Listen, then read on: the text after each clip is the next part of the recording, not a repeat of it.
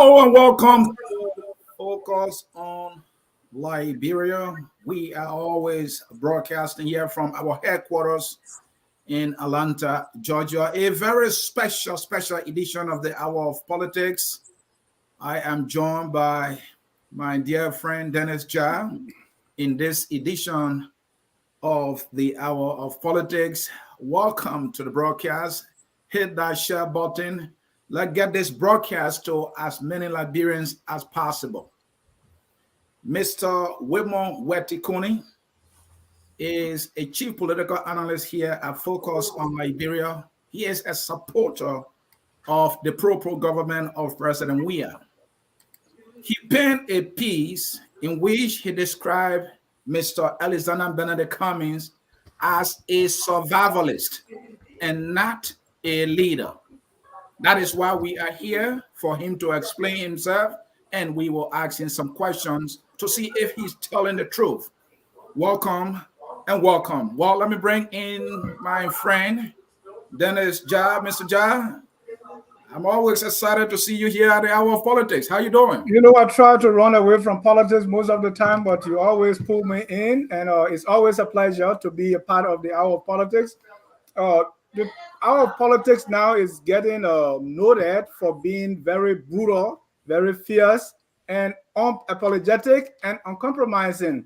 And Oh, yeah. so, when the name Ansony Sieh now has become synonymous with fierce political delivery, analysis, and sometimes attacks. And I'm proud to be part of the show tonight, where we have our chief political analyst, Mr. Wilmot Wettee Kunney, a former president of ULA, that's the Union of Liberian Association in the Americas, and also former chairman of the board of directors of that group.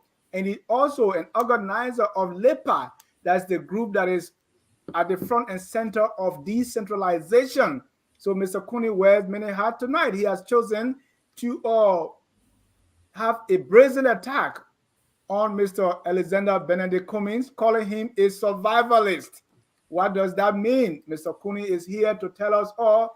His piece that was on his Facebook was Cummings the survivalist, not a leader. And that's by Wilmot Wettee Kunney. So he has his work cut out. He's meeting the fierce political bulldog, Mr. Ansony Sieh, to answer this question. Back to you, Mr. Ansony, as we face Mr. Wilmot Wettee Kunney. All right, we will now welcome Mr. Kunney. First of all, it's good to have you. Welcome. How you doing? How is the family? Well, I'm so excited to be here, to be before someone that I really believe is one of the greatest moderator on the online platforms. I always call him the Wolf Blitzer of Liberia, and then also to have the bulldog, the political bulldog, the man who is always giving me bitter balls, to have him here and to be in your presence, guys. I think this is a very important discussion, and I'm happy that we can have this kind of discourse as we approach the 2023 presidential elections. I believe that it is our responsibility as citizens to scrutinize those who put themselves forward for leadership of our country. It is our citizen responsibility to examine all of them critically. And you know as well as I do that no one has been placed under that microscope more than the president that I support, George Weah. I mean, he's constantly on that microscope, and we encourage that. That's how it should be. If you want to lead our people, we think that everything about you should be known. We should examine every facet of your abilities, whether it is mental, whether it is physical. It is our obligation to do that. We have to answer all of the integrity questions. We have to answer all of the leadership questions. We have to check those boxes. Because, Ansony, to take our country to where we want it to be, we need to take the best among us. I think this is the direction of this discussion, and this is why it is incumbent upon us to raise these issues so that the Liberian people can be aware, so that they can be armed with some information as they make the decision for the next leadership of our country. Now, having said that, I just wanted to say something a little bit historical. I have been in the diaspora for more than 2 decades, advocating for many causes on behalf of the diaspora, from immigration to dual citizenship to out-of-country voting, and now, as Dennis mentioned, to the push for decentralization in our country. And in all of that, I did not hear the name Alexander Benedict Cummings. The first time I heard that name was in 2015 when I was launching my campaign for the EULA presidency, and I came across a fellow who was the president of the Lama chapter, the Georgia chapter of EULA, Mr. Leo Mulba. I was appealing to him for his support. He was the one that told me that, well, look, I'm going to bigger things in Liberia. There is a gentleman that is running to be president of Liberia, Alexander Benedict Cummings. And that was strange. That was strange. The fact that somebody from the diaspora going to take on that mission will be so unfamiliar in the very diaspora was kind of revealing to me. But before we continue, let me just make this information public. I was very, very appreciative when Mr. Cummings accepted our invitation to address the EULA, the 42nd General Assembly of the Union of Liberian Associations 1 year after in Buffalo. That was 2016. That was my first interaction with Mr. Cummings. He is a decent man. He's an honorable man. He's an accomplished Liberian, and he is a great family man. I don't have a disagreement on all of those. What I have a disagreement on is his desire for leadership of our country. And I think we all need to ask the question, is he actually a leader? Thank you, Mr. And this Kunney. is where we intend to take this discussion tonight, and we lay out certain observations that make us to reach the conclusion that indeed Mr. Cummings is not a leader, but rather a survivalist pretending to be a leader. Thank you so very much. That is the introduction there by Mr. Wilmot Wettee, who penned a piece titled is Mr. Cummings the survivalist and not a leader. We will take a short break. When we come back, Mr. Kunney will explain his piece. He said earlier that when it comes to leadership for our country, we should want, desire, and put forth our best. There are a group of Liberians who believe Mr. Cummings is one of our best. But Mr. Kunney is saying otherwise. He went further by writing this powerful piece. And so when we return from this break, we'll give him 5 minutes to make a presentation of the piece that he wrote. So don't go anywhere, stay tuned. At Focus on Liberia, we discuss everything Liberia, from education to politics, arts and culture, entertainment, agriculture, history, religion, family, and technology. Focus on Liberia uncovers and showcases the best of Liberia and shows the world the truth about Liberia. We educate, elevate, and promote all things Liberia. We conduct interviews, panel discussions, debates, and more. Tune in to Focus on Liberia on Facebook and YouTube and be a part of the stories that make up the news. This is Focus on Liberia, and I am Dennis Jah. And I am Ansony, Sieh, the host of the Hour of Politics. I'm joined by my partner, Dennis Jah. You heard him there. Mr. Kunney, at this time, we will give you the opportunity, as Liberians are carefully listening to you, to explain to us why you penned this piece that Mr. Cummings is a survivalist and not a leader. What is in this piece and what are you trying to get across? Is Cummings not one of our best? Okay, like I say, he could be one of our best in other areas, but he's not the best political leader that the country can put forward. Mm-hmm. As I indicated earlier, Mr. Cummings, even in the very diaspora, was very unfamiliar. Now, going to Liberia, just like any politician, Mr. Cummings carried a lot of team, a lot of interesting slogans that he carried to Liberia to introduce himself.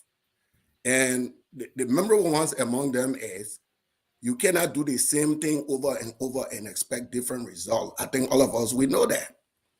And then the other catchy one that he carried is that the best predictor of current behavior is past behavior. And the best predictor of future behavior is current behavior. So those were the things that he used to introduce himself. So without any experience in any public sector, those of us that were watching Mr. Cummings down begin to evaluate him within the boundaries that he himself has put forward. Are we going to do the same thing over and over? Is he going to be part of the group that will be doing the same thing over and over?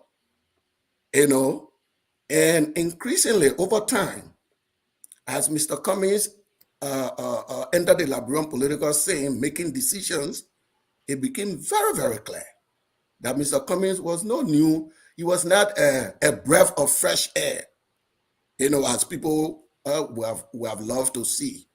Mr. Cummings was another politician that was committed to doing the same thing over and over and over.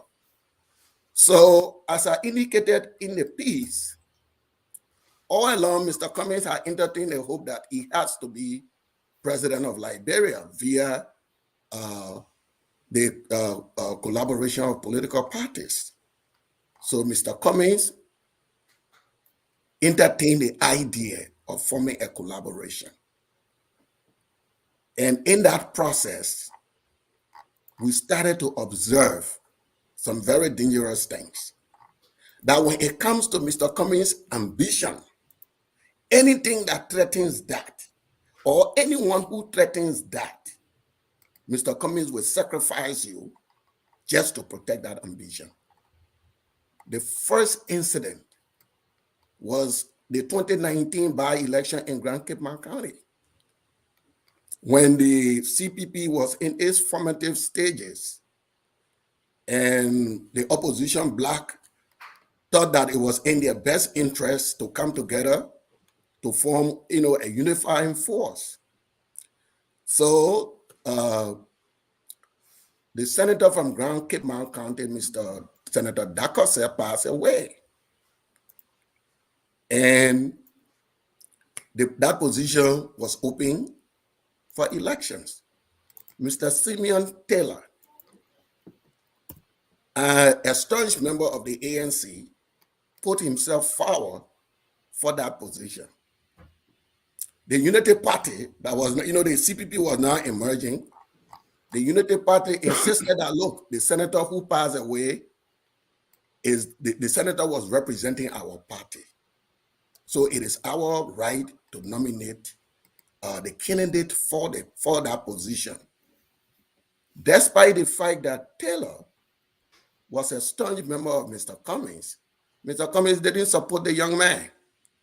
And the only calculation there was that doing so would have angered the Unity Party, which would have negatively affected Mr. Cummings' chances of becoming a standard bearer from the CPP. So Mr. Cummings sacrificed Mr. Taylor and kind of reluctantly supported the CPP candidate. Guess what? In that election, both the ANC candidate, now Mr. Taylor, and the CCP lost that election. That was one of the first rare herring observations that was made. That, you know, what was the calculation that went into that decision? How will the head, the political leader of a party so easily sacrifice one of his trusted lieutenant, one of his trusted partisan on the altar of another party? That was the first sacrifice that he made. That was the first survivalist decision he made. It was intended for him to emerge. So if it meant that Taylor was to be sacrificed, so be it, so long it didn't impact his chances. And then in the formation of the CPP, everybody is aware, it is common knowledge that counties were allocated to the participating parties. Whatever formula that was used, nobody knows, but they allocated these counties to the constituent members of the CPP. The ANC was given the counties of Bong, of Nimba, and other counties. Based on that arrangement, Mr. Cummings, previous vice standard bearer, Ambassador Jeremiah Salonta, a seasoned Liberian diplomat and statesman, set up his camp in Bon County to compete. Also, the young Ta Wangwe set up shop in Nimba to compete. Again,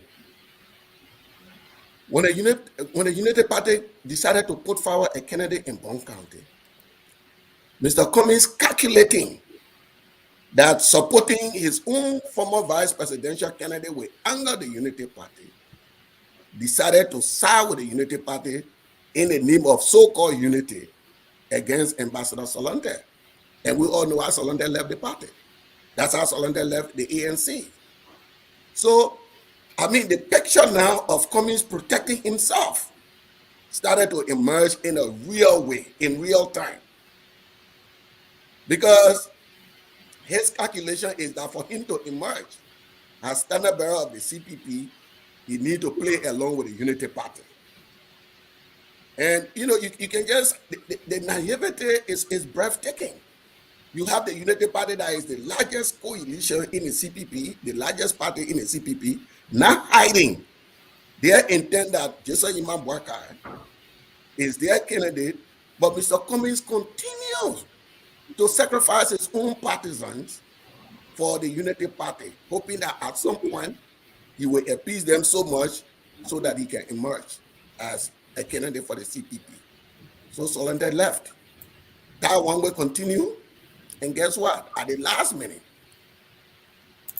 the Liberty Party, the ALP, with support of the Unity Party, decided to throw in another candidate to compete with that.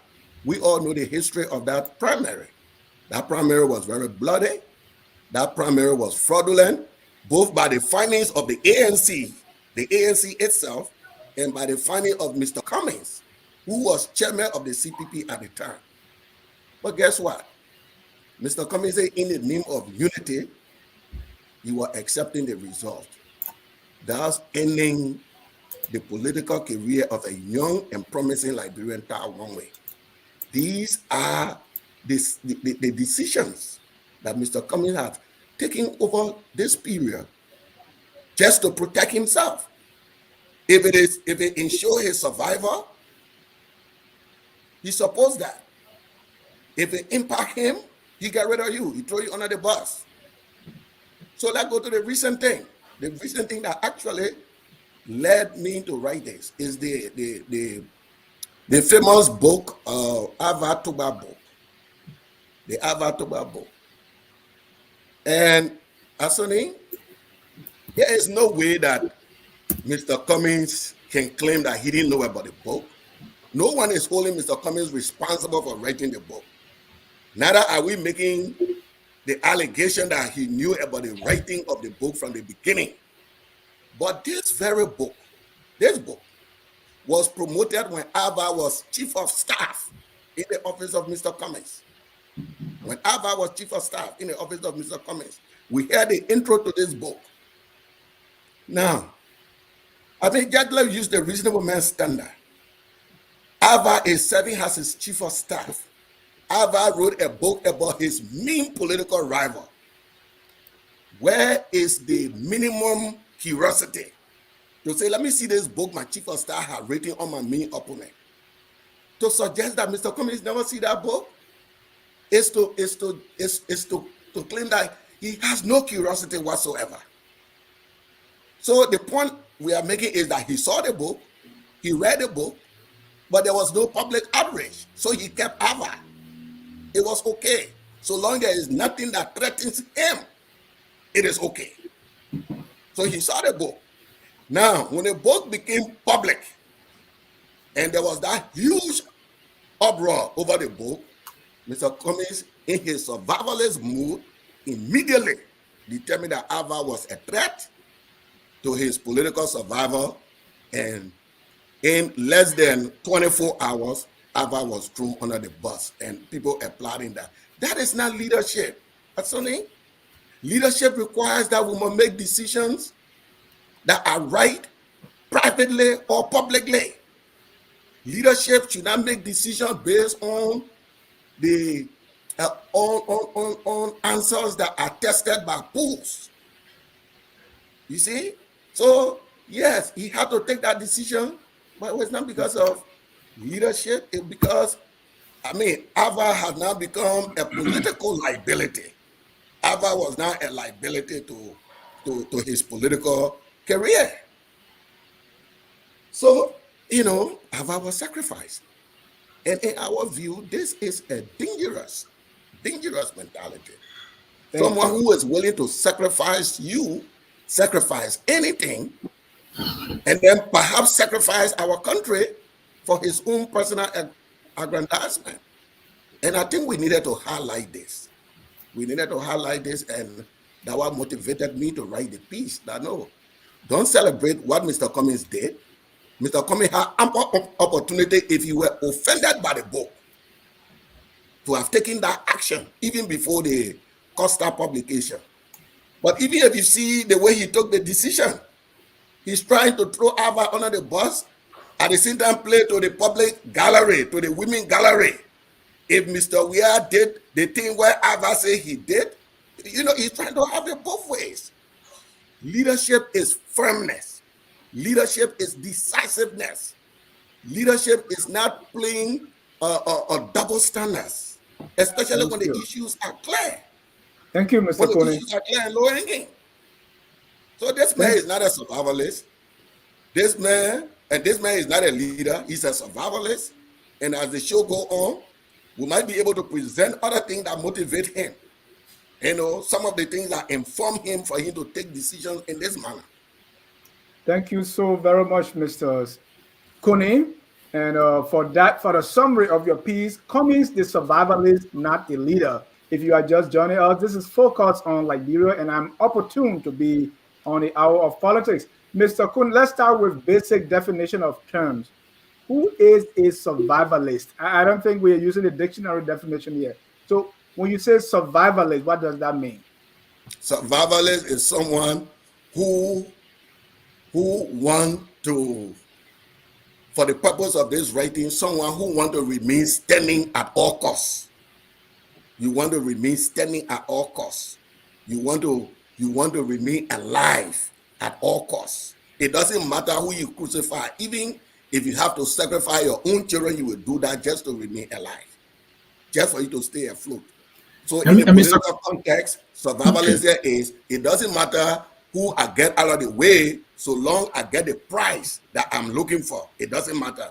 Whatever I'm doing, if it ensure that I got that price, it doesn't matter who I throw under the bus. That is the mentality of Mr. Cummings. Isn't that the mentality of every politician, including you, when you were running to be ULA president? No, absolutely not. What's the difference? Oh, the difference is that I put forward a vision. I put forward programs. I put forward policies. I didn't throw anybody under the bus. So instead of Mr. Cummings putting forward his vision for the country, putting forward his policies, things that make him different from all the cliches that he introduced, no, he is basically checking his chances. Of surviving. And if you threaten him, he sacrifice, he throw you under the bus. That's not leadership. That's not vision. Mr. Kunney, Dennis, if I may come in, let me first read from Mr. Cummings' piece. He said, Mr. Cummings wasted no time in displaying both his naivety of the country's political conditions, but also his apparent lack of leadership and understanding of the Liberian political environment. Let's start with that last one, the Liberian political environment.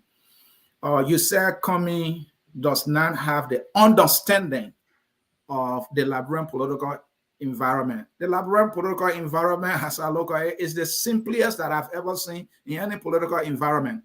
What is there that Cummings does not get that you are talking about here?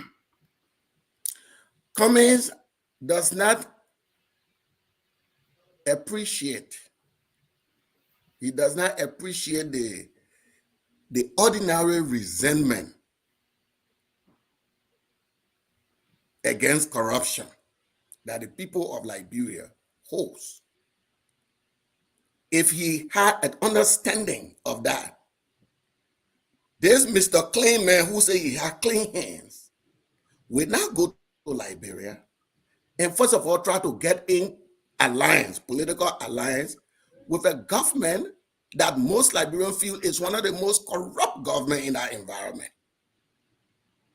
That tells you that he doesn't understand the environment. He got no understanding of the environment. And Mr. Kunney, are you sure Liberians in actuality resent corruption? Do you believe yes, that? Liberians resent corruption. Unfortunately, we have not had leaders that would make corruption a real fight. A real fight. So the fact that the people surrender to it doesn't mean that they accept it. I don't accept corruption. You don't accept corruption. But the fact that we have not had leaders. May I push back here? The current administration, we've heard news of corruption.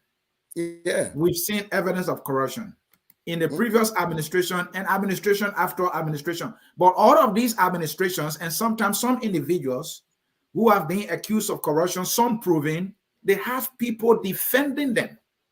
Yeah. So how can you convince me that Liberians resent corruption when they all support their own devils, if I can put it that way? The supporting of the devils, Ansony, it comes against the background of impunity that has been institutionalized in our country. So Liberians don't see meaningful things happening to people who are accused of corruption. If they do, sometimes it's on a selective basis. So the support you're talking about, it comes in a form of where, Kunney did it, nothing happened to Kunney, so I wasn't a man. So there has not been that uniform, consistent fight against corruption in our country. And the Unity Party government is one of the most corrupt government. So the question is, why Mr. Cummings, the clean hand, they self-accomplished, why will he go to Liberia instead of driving a new message, instead of driving a new vision, be so quick to enter into collaboration with a government that has very shady record and try to emerge from that alliance as its leader. So now that environment forces him to make all these sacrifices. He sacrificed all his children. Now time for them to eat him now. He's crying fire. That's what you get. And I will get to the sacrifice. I will get to the sacrifice aspect of it. Then let me talk about the environment a little more. So since 2005, Mr. Kunney, every political party that won has some form of collaboration. Ellen Johnson Sirleaf won in 2005 because she brought certain parties together. That's collaboration, in my opinion. And she maintained that up to her second win in 2011. 2017, President Weah, Liberia's most popular, icon when it comes to sport, he too could not win after 2 times because he didn't have collaboration for the first 2 times. Not until 2017 when he built a collaboration. So to say that he does not understand the political environment, you are not speaking to the reality, your defensor. Oh, no, I'm using his own standard now. He said you can't expect to do the same thing over and over and expect the same result. So Madam Sirleaf formed alliance and won. Weah formed alliance and won. So Cummings is doing the same thing over and over. So what a different result we have to expect? It's in the essence of forming a political party is to win election. Yeah, but in what environment? What environment? He's saying we cannot do the same thing over and over and expect different results. You're right. Madam Sirleaf formed coalition and won. Weah formed coalition and won. Mr. Cummings is doing the same thing over and over. He's not different. It is the path that is there.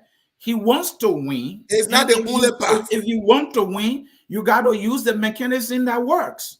But that's not the only path. If Mr. Cummings had a powerful vision, if Mr. Cummings had a compelling message, if Mr. Cummings had superior organization, if Mr. Cummings had the kind of communication skill to communicate to the Liberian people, you don't necessarily have to form a coalition. So name me one Liberian who won an election with a compelling message without a collaboration that won in Liberia. Name me one.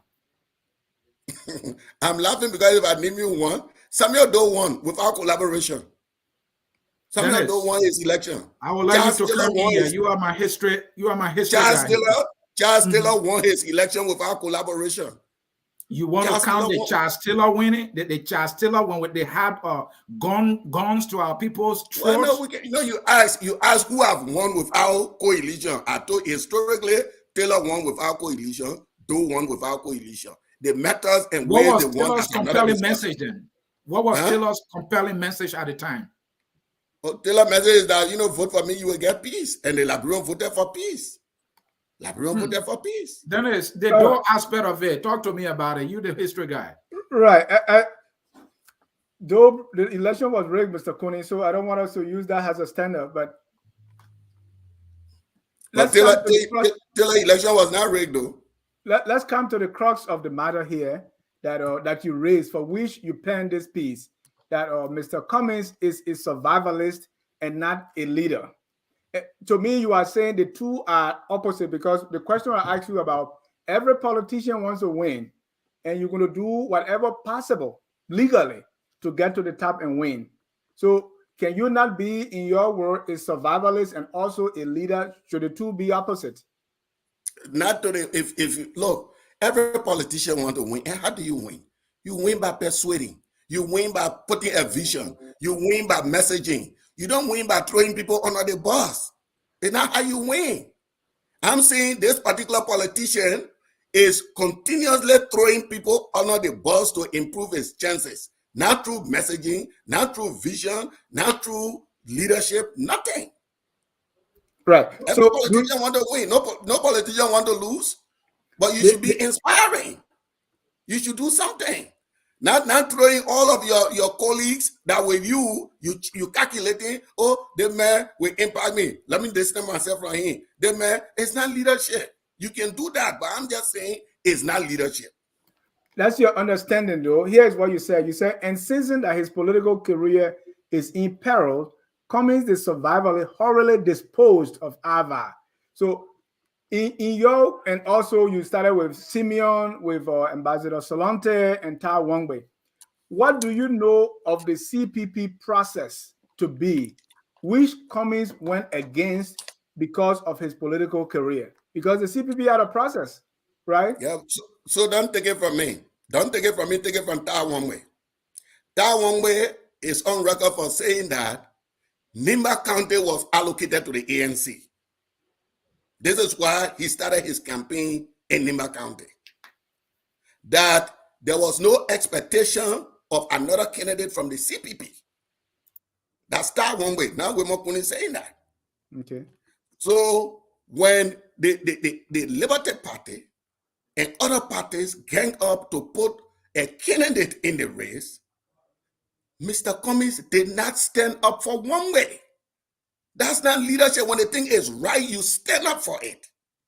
And the only reason he didn't do that is because he didn't want to antagonize the Unity Party and the other people who he depend on, who vote he think that will make him to win. That's the survivalist instinct I'm talking about. That's your interpretation, though. I'm saying, and I mean I say Nimba County for ANC. That one will say ANC for ANC. Right. What I'm saying, you are saying the rationale, the reason behind that. That reason you are giving is either you are assuming or you are just making an interpretation of what you think. Dennis, to stand up for what is right is not assumption. If that was the framework of the CPP, that ANC was indeed allocated to Nimba County, Mr. Cummings needed to stand up and defend that. It's not assumption. The fact that he didn't do that is lack of leadership. So it's not assumption. Mr. Sieh, are you talking? You are muted. Thank you, Dennis. Yes, I was talking. Mr. Kunney, I want us to come to the sacrificial aspect of it, because that is the crumbs of your piece here. That Mr. Cummings will not stop at any length to sacrifice anybody when that person's political, success threatens his political success. And when you listed a few people. And you said that makes him to be a survivalist and not a leader. I am thinking that in politics, not only in politics, leaders make sacrifices. Leaders make tough calls to arrive at a particular goal. The goal here is to be president. And if you have your goal to be president, whatever threatens that, what is wrong with sacrificing that so that you can achieve your goal? Now, having said that, let's come to the Taylor issue you talk about. That Mr. Cummings did not support Taylor then, and he went with the Unity Party because he was doing so to not ignore the Unity Party, hoping that the Unity Party will become politically gracious to him. Now, let's agree he did that. As we speak, Taylor is a senator. I think that was a good move politically. But it doesn't erase the fact that he was sacrificed. But let me go back to your point. Let me go back to the other point. The fact that Taylor is a senator today doesn't mean that Taylor was not sacrificed in 2019. You talk about leader making sacrifice. You see, we have to be very clear here, Ansony. In politics, when a leader make a sacrifice, it must be for the greater good. A leader's sacrifice must not be for his benefit. And you see, this reinforces. So maybe the greater good was for Unity Party to stay in a collaboration, because if he had done so, chances that Unity Party could have walked away, maybe. Okay, Unity Party to stay in a collaboration to what end? To giving him his desire of becoming a standard bearer. But let me go. You make up one important point.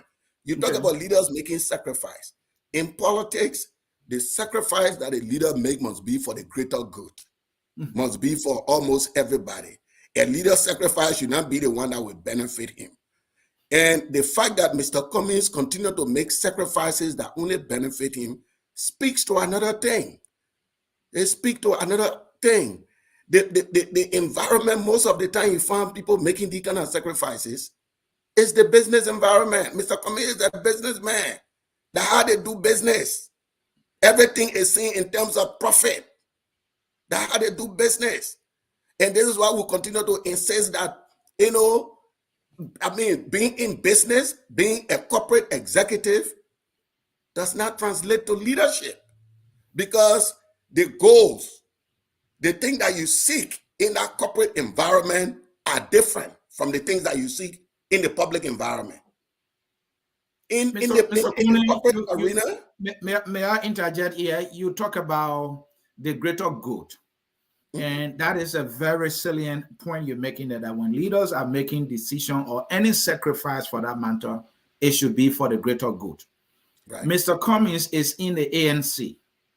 As leader of the ANC, whatever decision he makes is for the greater good of the ANC as a political entity, so that it can survive for its own stability within the CPP. So maybe in his calculation, and I'm just saying maybe here, in his calculation, letting tie one way on the boss will keep the ANC there, and that was the greater good to him. What will you say to that? I know. As soon as Sieh throwing Dennis Jar under the boss to ensure FOL is on air is a sacrifice, or vice versa. But even at that, so where is the ANC now? Where is the CPP? You see, the thing is, when you sacrifice people that believe in you, that support you, that's supposed to be your anchor, when you sacrifice them, you make yourself vulnerable. So yeah, look at the pathetic situation the ANC and Mr. Cummings in. See that? That's the result of these selfish sacrifice. These things were not made to maintain the ANC, to make the ANC strong. Rather, it made the ANC weak for him to increase. He make his own organization weak for him to personally increase. Not knowing why he was at that, other politicians were also playing their games. So he didn't benefit from anything. But again, let's go back to the sacrifice thing. Yeah, the sacrifice thing. Let me make this point. So you are saying he sacrificed Taylor He sacrificed sacrificed Solonte. He sacrificed Tawonde. Tawonde. Let's stay with the three. Then we'll treat Ava separately. Or let's say he sacrificed Ava. So these 4 persons that were sacrificed, right? Are you fearing that they might become foe to him and that might become a threat to his chances? And so that is not a good decision? Is that what I'm hearing? No, I'm not even making that argument. I'm just making that argument that those decisions were made for his personal benefit. They were not decisions that people should attribute to leadership. They were not a sign of leadership. They were a sign. So what if there was a deal reached with these individuals he sacrificed and say, look, here's the goal here. Our overall goal here is to remain stable within the union, hoping that I become the candidate, and then we will all be able to provide the leadership we want to provide in the country. So I will let you go. We will sacrifice you. Why if there was a deal? Don't you think that is the greater good for the party ANC? No, that's a defect in character. Okay. That's a defect in character. What does that mean? I mean, it's a defect. I mean, the idea that people that work for you, people that sacrifice for you, people that support you, the idea that when they need you the most, you throw them under the bus is a character defect. No matter what you achieve, it's a character defect. It's not leadership. It's not leadership. Because and listen to the point. If Mr. Cummings wanted to show leadership, when Mr. Cummings initially saw the book, when the book was promoted, that's what leaders do. If the book, when it was promoted, leaders will say, someone with good sense of leadership, you will have that minimum curiosity that this is my chief of staff, very close to me. What this man say equals to what I say. If anything leave this office that attribute to him is attributable to me. This man has written a book. The minimum curiosity will be for you to look in that book and know what that book say about your main opponent.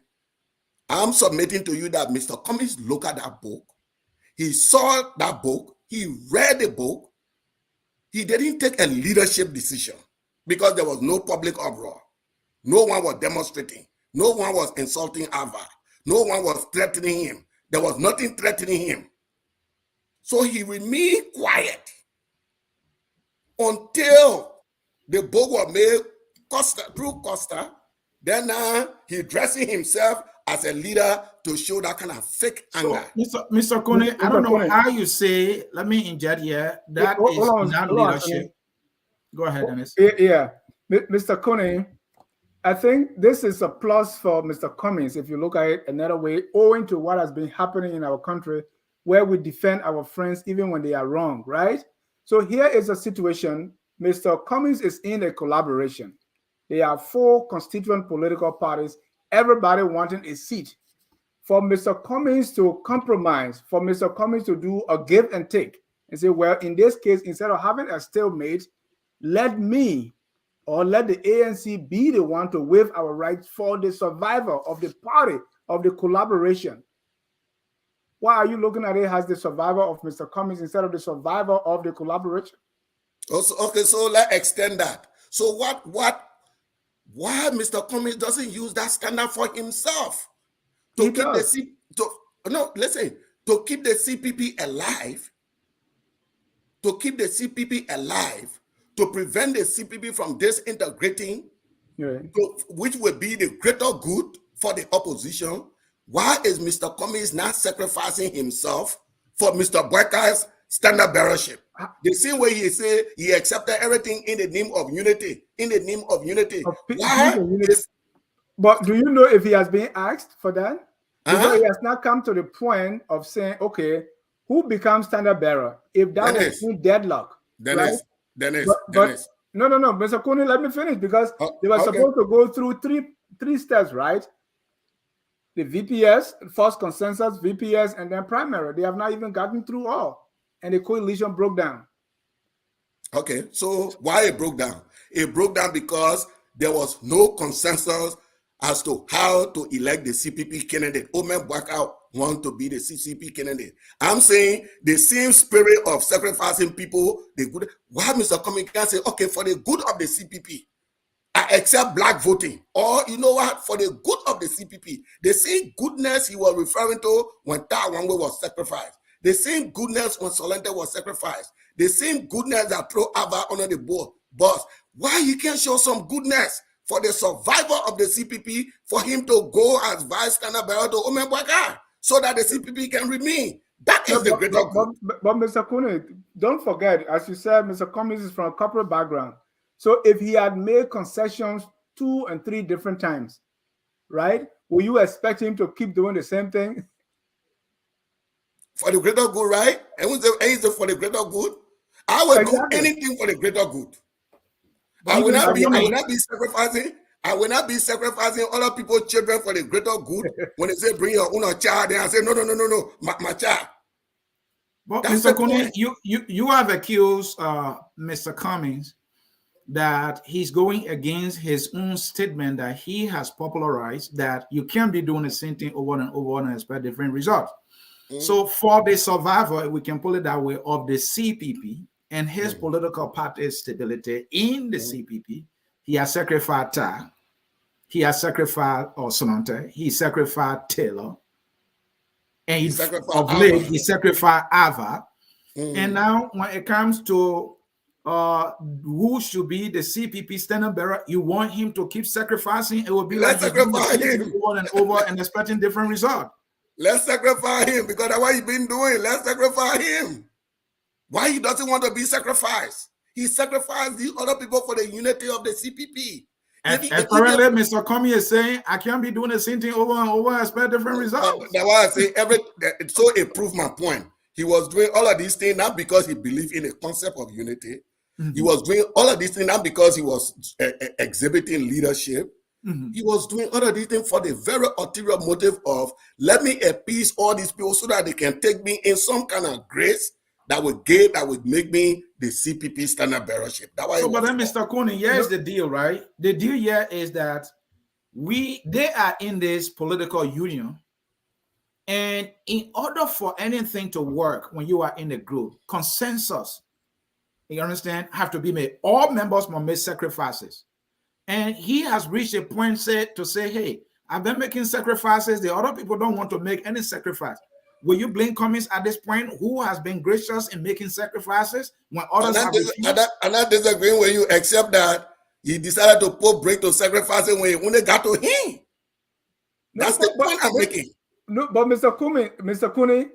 So what I'm saying, let's say he made 3 or 4 sacrifices already. The others have made no sacrifice, right? Are you saying he should continuously make sacrifices at his own peril? But he made no decision at the peril of other people. No, it was. So what I'm saying is that consensus. Because this is what, for example, this is what others have not been able to do, because your friend is in trouble or because your friend needs it. So you have to go with your friend, even if your friend is wrong. But Dennis, he has been able to say, okay, even though Ta is my son, politically speaking, but we can let this go for the greater good of the collaboration. What's wrong with that? So I'm saying, my argument is that this spirit of the greater good should not continue until that don't come. It shouldn't. That is not fair to Mr. Cummings. So for the greater good of the CPP, why Mr. Cummings is a spectator to the breakup? Why is he watching the breakup of the CPP when for the same greater good for which other people were sacrificed? Why can't he sacrifice? Why can't he show that leadership to say, I don't want the CPP to be sacrificed. I don't want our effort to But that's not the reason. The reason the CPP is breaking up, did you watch Mr. Bwaka's speech? He did not say we are breaking up because Cummings doesn't want to be my vice president, right? Neither did you say we are breaking up because Cummings does not want to go number 2 to Bwaka. Well, and this is why we are political analysts. This is why we are analysts, because we know what all led to the conflict. It is black voting, it is primary, it is all of those things that led to it. Mr. Cummings had not yielded on any of those things. allegations against Cummings that the CPP is breaking apart or has broken apart right now is framework alteration, according to the accusers themselves. But so you are reading something other than what it actually is. But Anthony, we've all been here. Yeah. We know what led to all the accusations of fingering. The accusation of fingering, all of those accusations came alive because there were differences of opinion as to how the candidate would be selected. Black voting, primary. Cummings did not yield on any of those. So this man has been yielding on other things. I'm not even saying he must declare Joseph Boakai candidate, but for the sake of leadership, he didn't yield on anything. He didn't yield on black voting. He didn't yield on anything. But when he got to sacrificing other people's children, then he make the Mr. Kunney, we have seen other politicians sacrifice others, right? One of those who came to mind is Mr. Josh Weah, whom you support. Okay. Since 2005, there are people in his circles who were sacrificed for the greater good.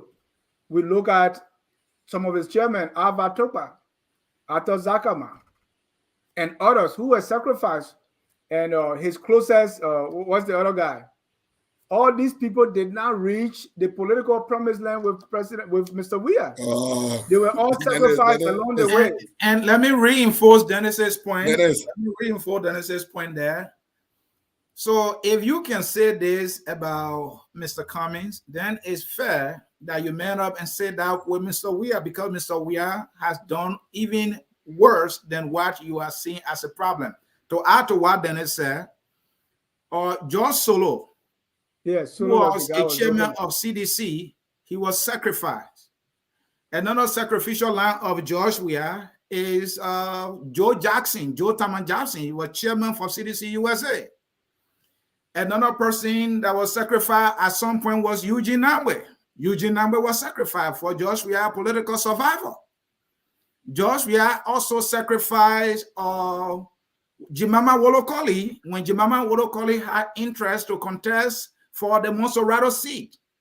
George Weah had preferred, what's his name, that representative who lost the election to DeLon Dennis, Thomas Fala. He sacrificed Jimama Wolokoli. He also sacrificed another person for the lawyer, Polita Weah.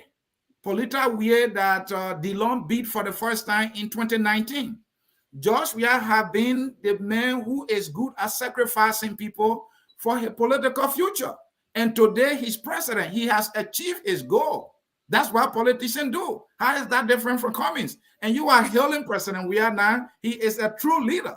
But now you are bashing Cummings. It's obvious you're doing this because you're not supporting Cummings. Your response, sir? I'm laughing because I know you are going to take this detour. And it's not a detour. Going to take this detour because none of the examples you have made is comparable. None. None is comparable to the situation we have in here.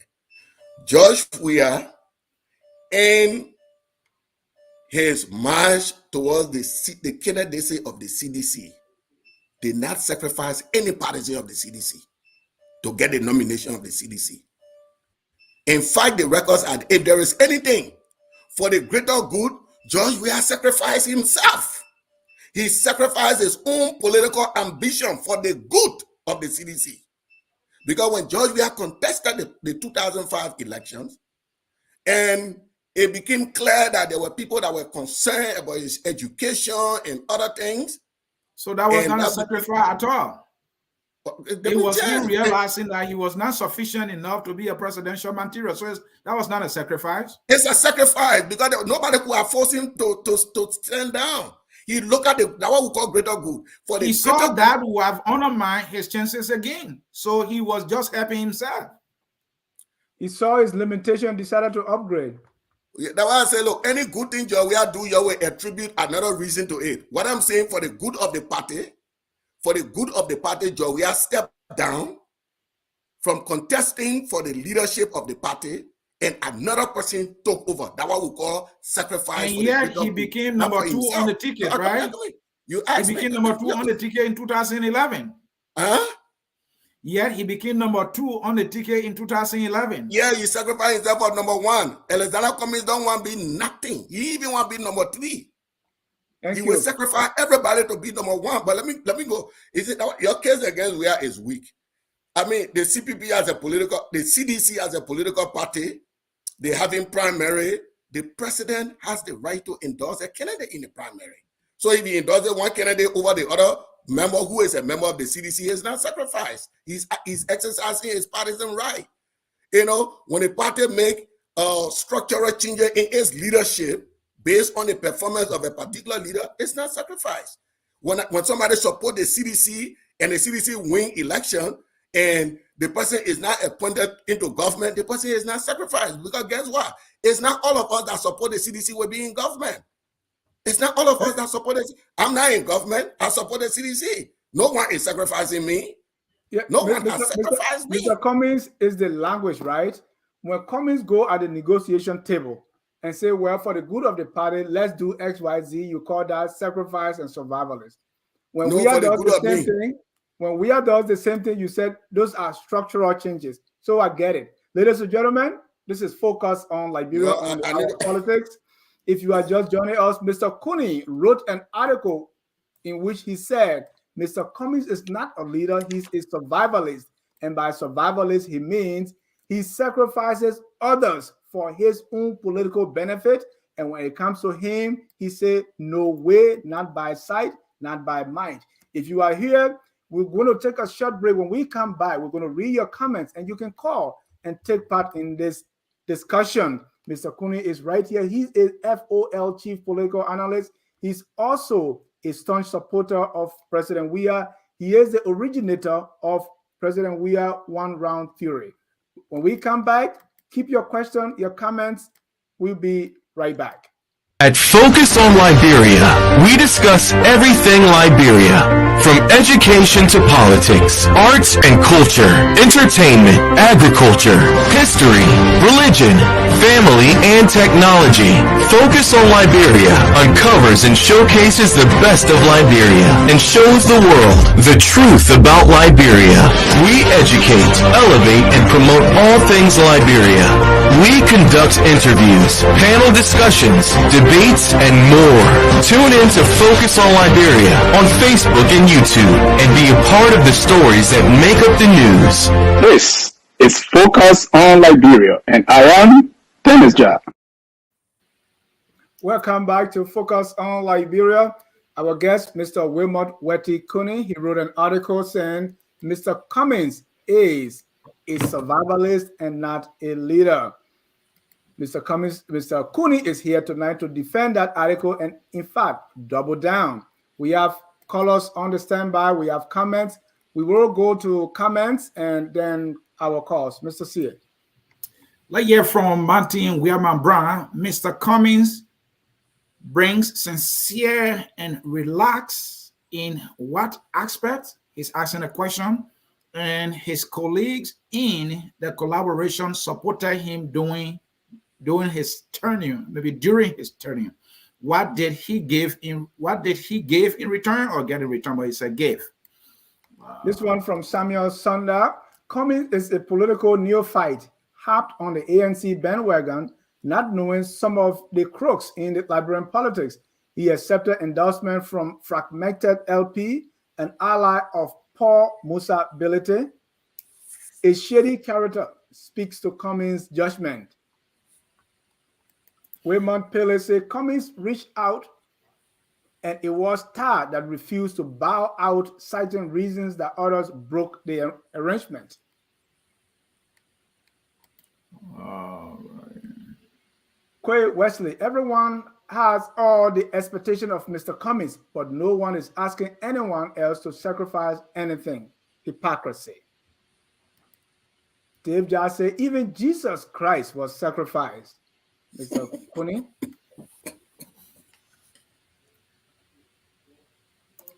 Yeah, this one from Collie. Why do you guys have two hosts? Who is the co-host? Liberia, no one wants to be. I think I shouldn't have read this. What is wrong with having two hosts? You can have two drivers in a car. I mean, what kind of logic is that? We are both hosts. Learn it today. Mr. Kunney is horrible in his writing. I can proofread it and post it on social media if he challenges it. Darling, Ansony, you accept defeat tonight. You know I'm a huge fan of Everwell. We lost tonight. Mr. Kunney, they say we lost to you. Of course.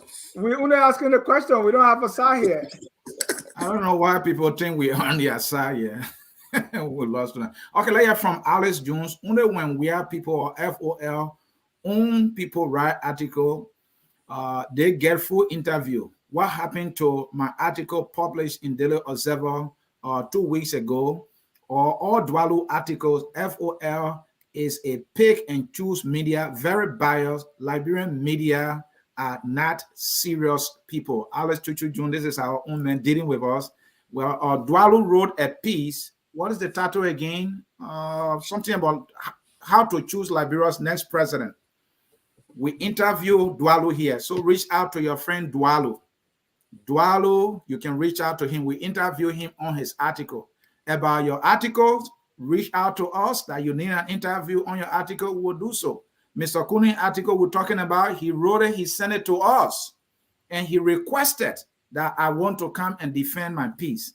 So, Alex Chuchu June, before you point fingers, sometimes it's good to ask questions. About Alex. Wilmot Pele said, now I get it. He's a sedition. No wonder why his logic are twisted. Laugh out loud.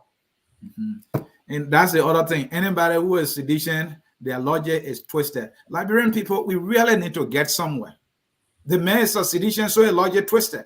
If he says to you, you support Cummings, so your logic twisted, how will you feel? I mean, come to think about it, man. Joseph Blindy, Mr. Cummings wants no other position in Liberia besides the presidency. What's wrong with that, brother? Now his ANC and Belated Liberty Party will form a coalition of uttering document parties.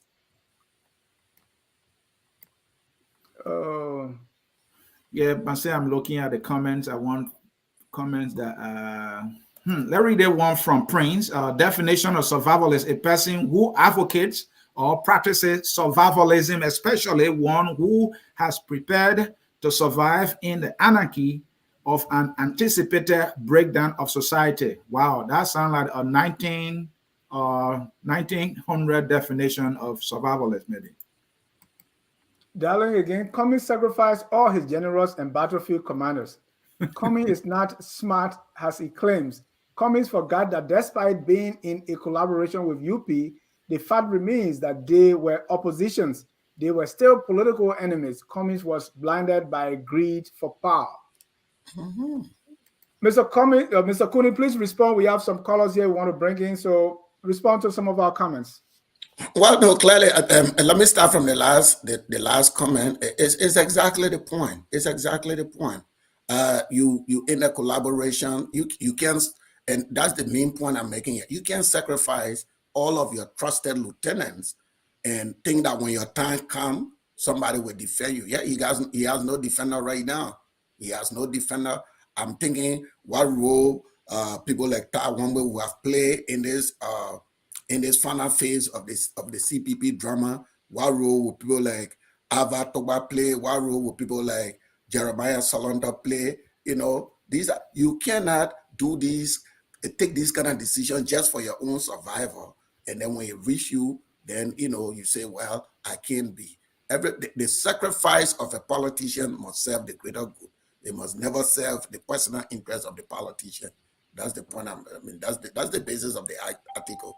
It's not leadership. Thank you. Let's bring in our first caller here. Caller with last 4 digits 0274. Your name and where you calling from? How you doing, Mr. Jai? My name is Elvis. I'm calling from Minnesota. Hi, Elvis. Welcome to Focus on Liberia. Question or comment, sir? Yes, I just want to make a quick comment. First of all, I want to say thank you to Mr. Kunney. He's one of the people that I really admire on your platform, one of the best analysts. I've been following the show for many years. This is my first time calling. I just want to, quickly say about Mr. Cummings. The guy is like a man wearing a white suit, jumping into mud and saying, I'm not dead because my suit was originally wet. You know, he jumped in a cesspool, which is the thing we call Liberian politics, with a lot of shady characters, and expect him to come out clean. So Mr. Cummings can't claim to be the clean hand guy anymore. He's made a lot of mistakes. I was one of his supporters initially, and I really see that his naivety has really led him to a path of no return. And Mr. Cummings is right. Mr. Kunney is right on his analysis on Mr. Cummings. I think most of us had hopes, but you know the saying, Mr. John, good men usually don't make good kings. You know, if you think you have a soft heart and you're going to be a king or a politician, usually it doesn't work out for you. Politics is a brutal game, and I think Mr. Cummings has got his lunch eaten by those corrupt politicians that he aligned himself with. Thank you very much for taking my call again. I appreciate it. Thank you. Mr. Kunney, so Mr. Cummings should have kept Ava like JMB kept Mo Ali after he had a girl impregnated and denied being the father. Let's keep that. Let me take my next caller here. That's Mr. Kesely Double. Mr. Double, you are live. Yes, thank you very much, Mr. John, and thanks to Sieh and Mr. Kunney also in studio there. But I'm having a kind of a difficulty in understanding the piece I was reading by Mr. Kunney. Is it being restricted to Liberia as a survivalist, or is it based on his entire leadership ability thing he's been working in the private sector, both in the private sector in the now that he's going for the political sector? Because let us remember that Mr. Cummings was working with Coca-Cola. He had a very good position in managing people. And I don't believe he was a survivalist in that area. When it comes to the political aspect, I think his writing will make a little bit of sense in that aspect. But on the line of the private sector, I don't want him to generalize it in that way. But the message, I don't think it's actually a bad message 100%, but the messenger is my problem. Because for Mr. Kunney, who supports George Weah, who is a leader who knows absolutely nothing, completely, because if you were to put Mr. Cummings and George Weah today in a race, why it is true that I'm not an ANC member, I would take Mr. Cummings thousands times, no matter how many elections we went to. Because George Weah is completely nothing when it comes to leadership. So, writing that piece and coming for you, Mr. Kunney, I think is completely upside down. Thank you. Kesely, before you go, so do you believe when it comes to the politics in Liberia, do you agree with Mr. Kunney that Mr. Cummings is a survivalist? No, I wouldn't want to agree. Like I said, I'm not going to agree to it 100% because politics as a whole is a give and take situation. All right. Politicians will always sacrifice people no matter what. Politics is a game. Yeah. Politicians will always sacrifice people when it comes to their survivability. Thank you, Kesely. Everywhere that I did, CDC has done it. Every politician will always do it. Yeah. Not from this string the political game. Right. So when they get into it, you should expect that it will have to do it at any time. Even in America, it happens all the time. Thank you. Thank you. When Mr. Kunney was running to be in Sino, he sacrificed me.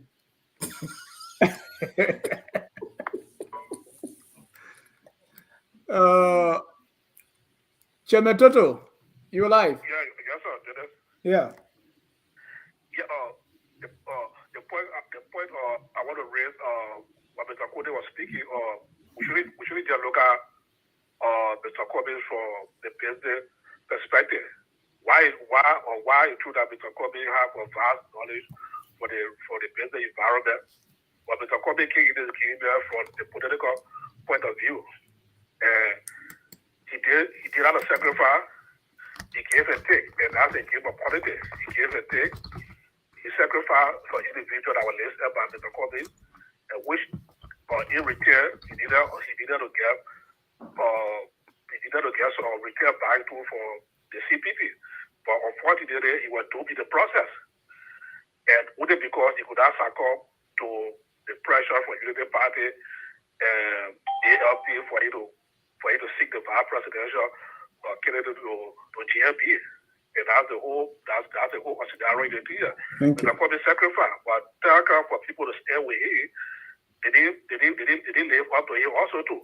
And Mr. Cummings make it clear for day one and he was entering the to become president, to be the standard bearer. So he have a clear message that was sent out. And at the end of the day, the CPP, the CPP honor us in his message. They say, oh, we'll work along with him, so he will be second to one of the favorite candidates. But he's in his ground. But look how happy that getting politics, messing up, and I don't know if you ever survive from out of that. Thank you. Thank you, Mr. Toto. Let's take our next caller here. That will be Cyrus Pele. Cyrus, you're live. Yes, Cyrus, yes. You know, I've been listening to the show, and I've been listening to some of the positions from your analysts. I'm really, really confused here. Because survivability, being a survivalist, you must first survive before you can compete, especially in the world of politics. Everywhere, whether it's Western politics or anywhere in the world, nobody want to drag on that campaign. I can give you countless instances. Barack Obama was one of them. Barack Obama went to the church of Jeremiah Wright, one of the most controversial pastors in America for 20 years. The moment of video surfaced saying that God damn America, Barack Obama distanced himself from Jeremiah Wright. Donald Trump, you can talk about the Paul Manafort and the Roger Stone. These are operative Republican Party that won election after election. When it became controversial that they were stuck in some of scandal, Trump with distance himself. That's just the nature of politics. Right. So for me to sit here and this guy is talking about sacrifice, how Cummings sacrificed the leg of Solonte and the child woman. Why just said that Cummings to have done in such a situation, especially in the Grand Cape County with Simeon Taylor?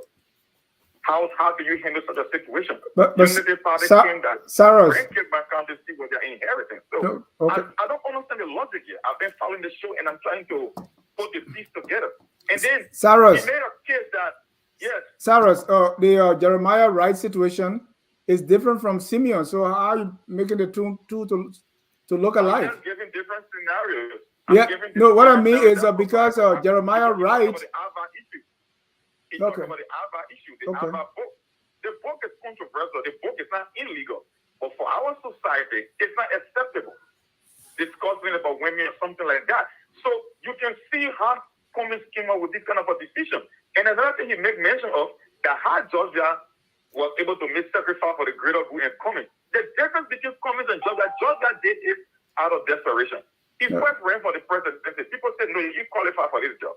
He switched the position to second on the ticket. When he ended up losing, why he settled for a senatorial seat? Is that what you call sacrifice? No, that's desperation. It was about a man who was mangoing his way to get to the position at the top. But he had to step aside. That's not what you call sacrifice. That's politics. Thank you. The whole idea about how can a man who lived in this industrialized war in the 21st century can believe that Georgia is a better leader than Cummings?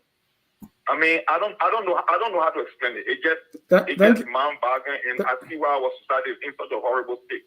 Thank you. This guy believes that Georgia has leadership attributes, and a man who works at the top level of the corporate world in the most competitive country, lacking leadership ability. I mean, it just keeps following.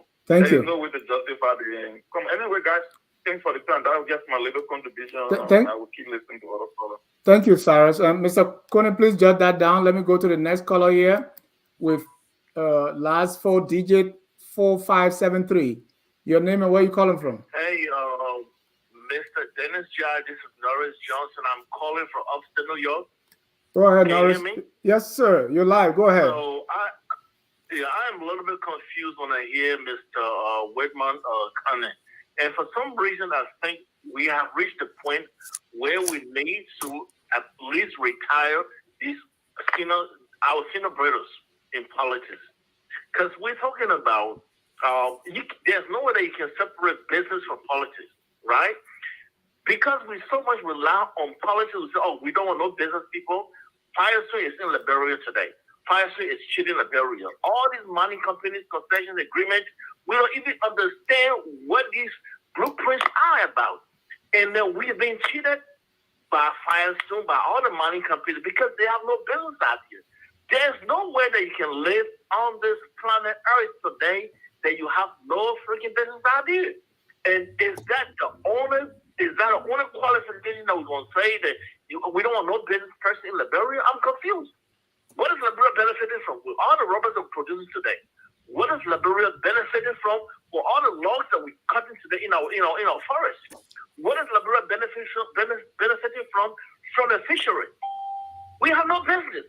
And these are areas that we need people who can look at documents and say, you know what, this is what we need to benefit from. Thank you. To benefit us as Liberians. So I would take Cummings anytime over Joseph Boakai and your George Weah. Let's be frank, George Weah is bringing this country backwards. He's not going to help. I am going to be like, Cummings at any time in my day and in my dream, I would take Cummings over anybody. Mr. Cummings, or Kunney, right? I apologize if I mispronounced your name. Let's get your facts right. If you want to defend your position, articulate your position well with statistics. Thank you. By the way, don't rig the election. Taylor used force, his guns to win elections. So do not use those two references. Thank you. Thank you. Mr. Kunney, I want you to respond before we bring the other batch of callers. Well, and quickly, look, listen. There is a big difference between the world of business and the world of politics. The fact that somebody succeeds in business does not necessarily translate to you succeeding in politics. And I hope people get that, because the goal of the two fields are completely different. When you in the business world, you're working for your investors, you're working for those who invest in your entity, you're working for profit. You're working for profit. But when you in the political domain, you work for things that may not even bring profit to you. So it's not business people. Most business people do not end up being politicians. Let me tell my brother who talk about statistics. The United States of America, I think Joe Biden is the 45th president. Of the 45th president that the United States has produced, 21 of them are classified as great presidents. Of those 21 that are classified as great presidents, only one has a business background, Woodrow Wilson. And even Woodrow Wilson was a failed businessman. He was not an accomplished businessman. The other 20 are career politicians.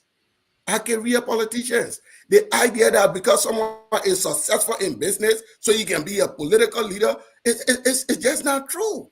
Because the objectives are different. The decision makings are different. You work for your investors, the other one work for the citizens. You have your board making decisions. In the other, you have legislature to work with. You have civil society to work with. You have a lot of persuasion to do. You have a lot of communication to do. So the fact that somebody is accomplished in business ain't no guarantee for presidency. And you're talking about my retirement. My brother, in politics, people don't retire. You know, you got to do something that will set me aside when I voluntarily retire. So you're talking about the statistics that ain't right there. And this discussion is not, I'm not comparing, even though I believe George Weah is a better leader than Cummings. George Weah understands the Liberian political climate than Cummings. You see, George Weah easily navigated the political scene from running for president, being vice president, being senator, and guess what? Weah is what he is. He is where he is today. That's someone who understands the Liberian political psyche. Mr. Cummings is where he's at today because of what I refer to as his naivety, his lack of understanding of the political environment. That guy is where he is today. So there's no debate here. In the corporate world, look, and what many people don't understand, in the corporate world, what you have to do is set by the corporation. You're not doing anything. You're just doing what you have to do when you go to work. So that does not translate to you being a great public leader. And all of the decisions that Cummings made point to that fact, because business people, almost all their decisions are transactional. They're not strategic. They are transactional. The same way Donald Trump makes decisions. You see, we're talking about coming up with a plan to control North Korea nuclear arsenal. Donald Trump is satisfied with a letter from Kim Jong-un. That business people, that's transactional. We're talking about the entire invasion of the southern border by migrants are coming. Donald Trump thinks that by paying the president of Mexico to keep migrants in Mexico is a solution to the problem. That is the mentality of business people. They are for profit. Whatever they do is transactional. It's not strategic. They don't have a strategic sense of national development. Mr. Kunney, I think you misspoke when it comes to strategic planning as business people. But let's leave it like that. Let me take my next caller here. Area code 267. Your name and where you calling from? My name is Sampon Freeman. I call for Austin, Texas. Your name again, please. Thanks for having me. What's your name again? Yes, sir. Your name, please. Sampon Freeman. Okay, Freeman. That's what I hear. Go ahead, Mr. Freeman. Sampon Freeman, yeah. And I call from Austin, Texas. So thanks for having me on the show. A few days ago, I called on one of the shows that was moderated by Sieh, and I said, Cummings, I believe, does not understand the Liberian politics. And it just speaks to the fact that if he is not elected to ban tomorrow, he still does not understand Liberian politics.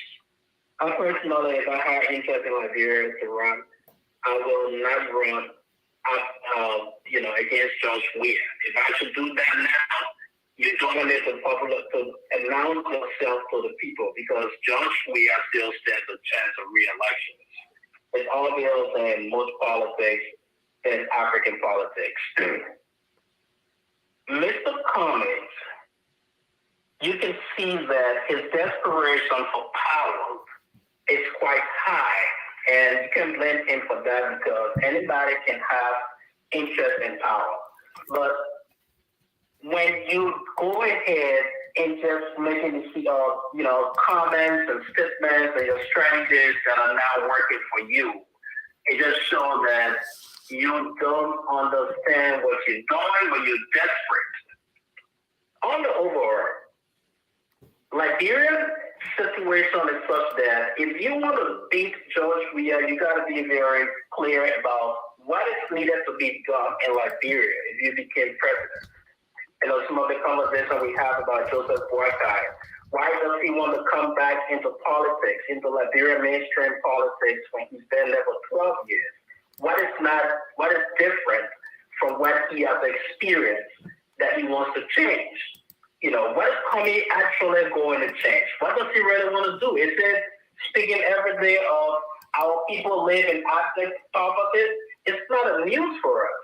Thank you. It's about what are your strategies? What do you intend to fix? The specific mechanism you intend to put in place. And I think I have not heard that from Cummings yet. As far as his experience politically, business-wise, he seems to be a very successful guy from, the multinational company of Coca-Cola. But that does not make him Freeman leader of political, engagement. Thank you, Mr. Freeman. And he has to be, clear about why he wants to be president. Thank you. Can I make a quick point? Dennis, I don't know what Freeman is talking about. He needs to be clear. I mean, all right. One person who has actually been clear about what they want to do, to become president. Georgia was never clear. Can I make one quick point? Hold on. Let me just take one more caller here that you can make your point.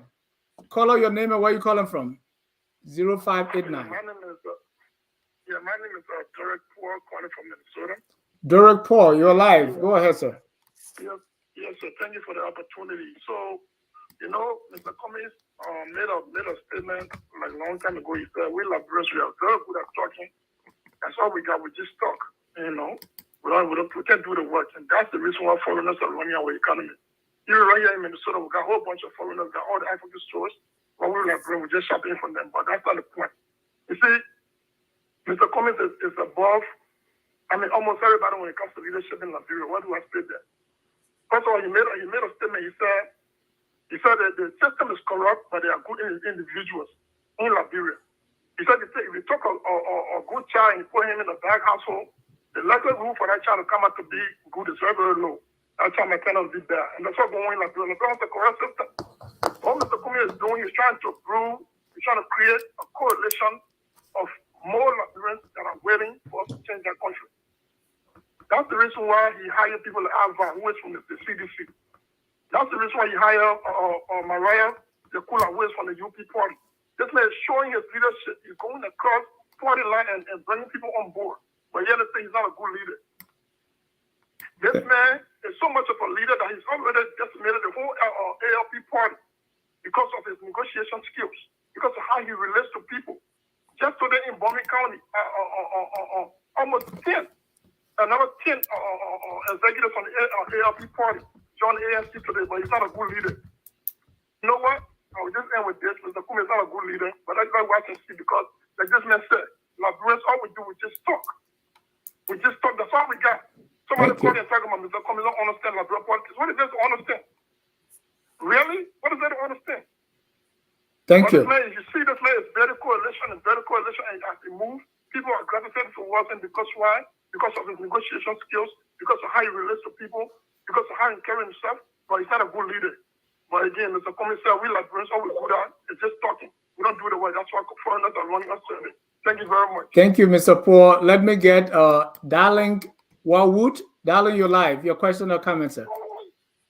Yeah, thank you for having me, Dennis. So I was going to say this. You know, Mr. Cummings and others, they think that Liberians are so gullible, so they can come with a few dollars and spray here and there and, you know, gain state power.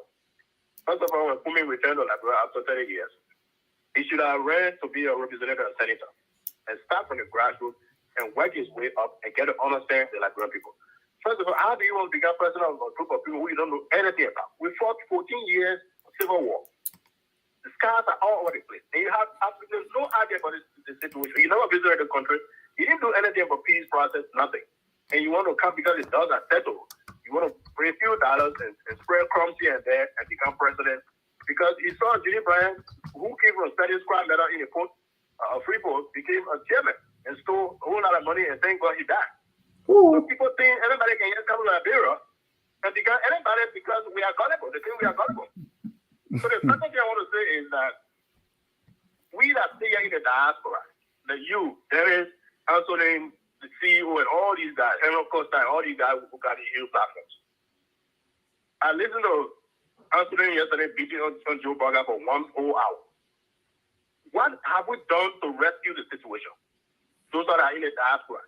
We have a very huge influence in Liberia. We're going to build close to $500 million to Liberia revenue. We are keeping our country revenue afloat.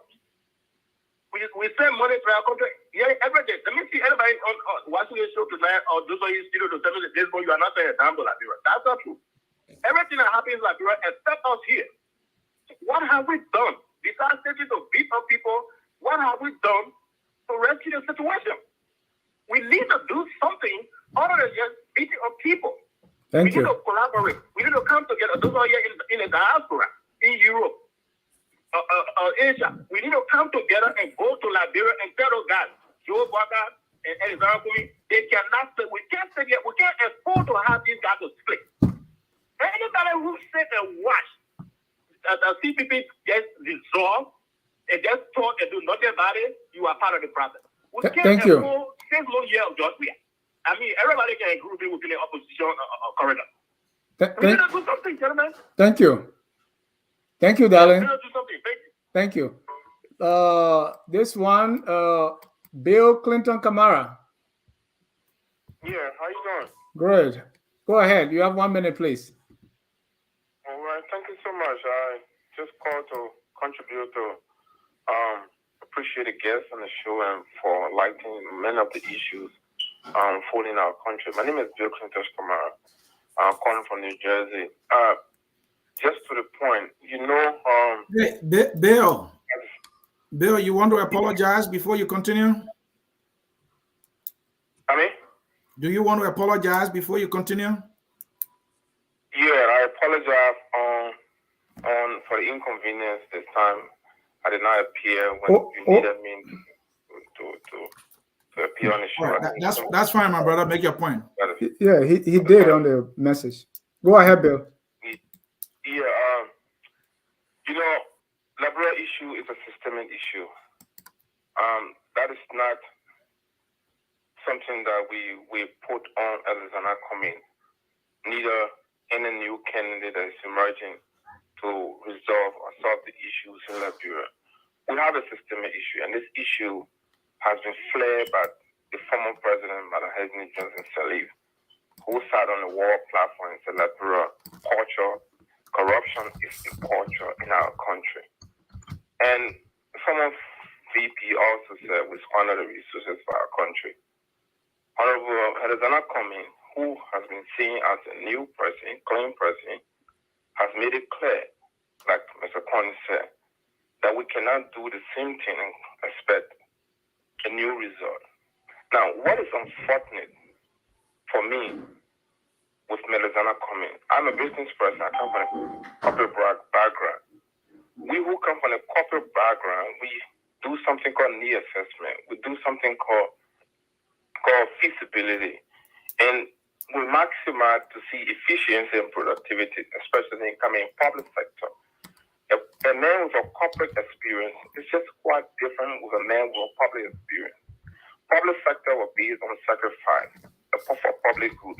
Private sector was based on efficiency, productivity, and to see how best you market and transact to get profit. So when you're coming from the private sector to the corporate sector, there are a whole lot of things, especially in the African environment like Liberia.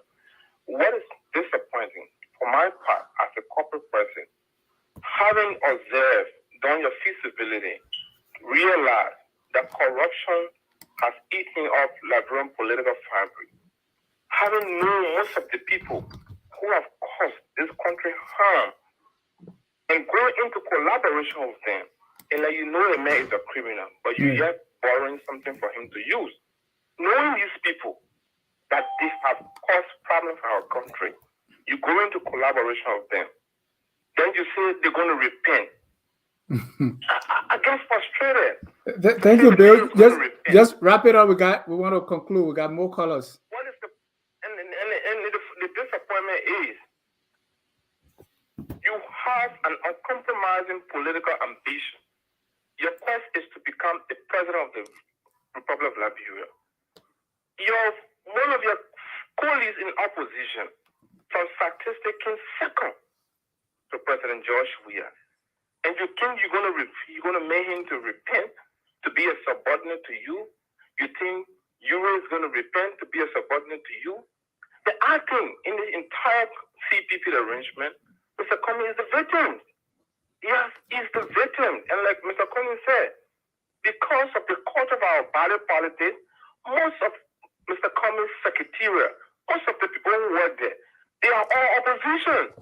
Don't you think a united partisan will join you as an ANC and still remain with ANC and not giving? A CIA is a CIA, an opposition is an opposition. If you're recruiting them, you need to build the cells. You need to create the revolution of your own, like the CDC. You need to create a revolution of your own. Thank you, Bill. Even if they resign and join another party, the loyalty still remain with George Weah. Look how Eugene Nangwe. Thank you. To see the structure of government, but in return. Yeah. So Mr. Cummings got to build an institution of ANC, a grassroots institution, build them. Any other person adding to him would be an added value. You have a point. He doesn't still understand the political environment. You saw Mr. Cummings put Bill. something on his page. Bill. He did not alter his document. At the future, it was people in the ANC who used Mr. Cummings' page and put out writing on until he came and apologized. Even a CPP document. Thank you, Bill. It's just protecting some people. Bill. But most of that means you gotta let Bill go. Bill. Some of them was done Bill. secretarial error. All right, let's take Anthony Gay. Anthony, you're live. 1 minute. We have more callers. We just want to conclude this quickly, please. Thank you, Mr. Ja, and thank you, Mr. Sieh and Mr. Kunney. Look, listen, Nigerians, I like what the other callers said from Minnesota. We like to talk and talk and talk. We can see all of the mistakes. But when we are given the opportunity, we blunder. Each one of the political leaders in the CPP had their opportunity. They had their fair share of their 8 months. And we saw how Mr. Cummings seized the moment and deliver as a leader. What sort of Liberian political experience you want this man to have? There is nothing to be proud of as a Liberian of our political experiences that we have had. Not positive thing there. Second thing here, Mr. Kunney, you cannot hold on that thing. Oh, we can do the same thing over and over and expect different results. He's talking about being in leadership. Has Mr. Cummings taken on the Liberian leadership? The answer is no. So until he has taken the Liberian presidency or the Liberian leadership and don't deliver, then you have your point. But Thank hold you. on. Let us tell the Liberian people that Mr. Cummings has come. It's only in the history of Mr. Cummings and the entire Liberia that somebody will let go on the basis of ethical principles and moral values. Thank you. Has it ever happened before in the history of Liberia? Nada. So why you guys can wait? Let this thing play out. Mr. Cummings will be the president of Liberia come 2023 because the CPP remains and other political parties will join the CPP. Right now, we can get UP Baba, get ALP Baba, and let's see, their constituents now are coming to ANC and joining the CPP ring. Look, thank you. Thank you, Anthony. It's not easy. The people will now want to accept it, but they will have to accept it by force, and that's what is happening. Thank you. Thank you. Let's go to our overseas caller here. Caller, your name and where you calling from. Yeah, Mr. Jha, my name is Pastor Daito Ismail Habib Rahim, and I'm calling from Germany. Pastor, you say? Go ahead, sir. I'm calling from Germany. Go ahead, sir. You're live. 1 minute, please. Thank you so much for the contribution from 2017 up to now. We have been following this platform and contributing. Thank you. But there are a few issues in my 1 minute I want to tackle. My brother Ansony, I love his political tone. I love his jargon. But he needs to wake up on some time because the way he beats on people, and he still brings people on this platform to sing, to pray, sing unto them. That Prof. Moses Nangbe, I'm going to name just few people. There are some of the people that contributed as an educator, one of the renowned educators in Liberia. They are contributed to bring this country down. We should have been talking about Cummings all along because from the get-go, Mr. Cummings said himself, he as a corporate person, no business that will want to go and open a factory in certain area in Liberia, like behind it, in the gray area where the Soko are. So that's what Mr. Cummings did. When he came at Mr. Clare, once Mr. Cummings entered the CPP, collaborating with a political party that scorned all our opportunity for 12 years, that downside Liberia and never rested and did not pay them their wages, their labor benefit, and ate all of the money. So what are we talking about, Mr. Cummings?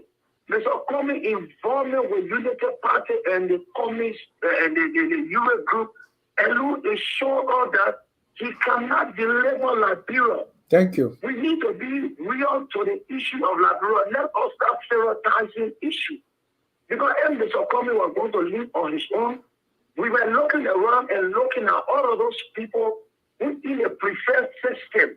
In every society, in every community, even you, Mr. Jha, among your children, that certain assignment you want to give your children, you will prefer certain person.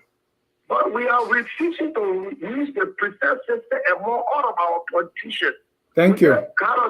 So we're not supposed to be discussing Mr. Cummings. Mr. Cummings involvement with Unity Party and the other party that brought war to the country and have failed that bring people and get Liberia where they are today. He's a big failure. Thank you. Thank you so much for the time. Thank you, Pastor.